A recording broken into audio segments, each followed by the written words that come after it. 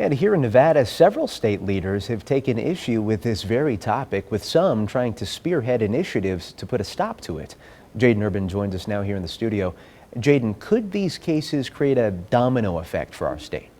The American Civil Liberties Union of Nevada says most likely not. The executive director says it ultimately comes down to what the court says in its final decision. But he says that these cases are dealing with federal law, and Nevada has state laws that are already in place. Transgender women playing in women's sports is always a contentious topic. President Donald Trump signed an executive order last year, and the NCAA and NIAA changed its transgender policy shortly after. Now the Supreme Court is hearing oral arguments for cases in other states. I don't know that either of the cases will end up having a significant impact here in Nevada because of state law. Hezbollah says the two cases deal with federal laws like the 14th Amendment and Title IX. So the actual way the decision reads is going to end up having implications potentially in Nevada, but more than likely not, depending on unless the court decides to expand beyond the question that's presented.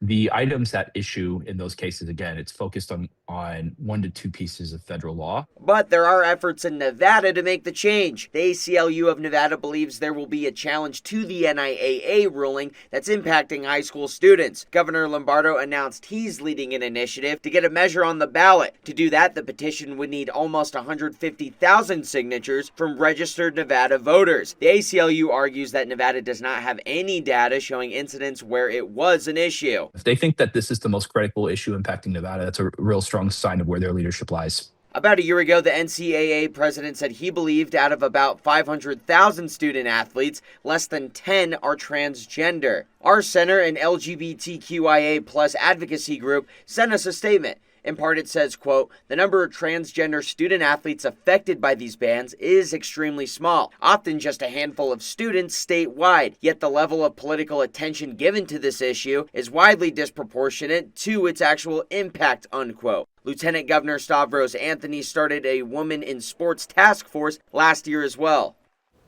If the transgender question were to get on the ballot this year, it would still need to get a majority vote for this year and in 2028 to change the Constitution. Covering the story, Jaden Urban, 2 News Nevada.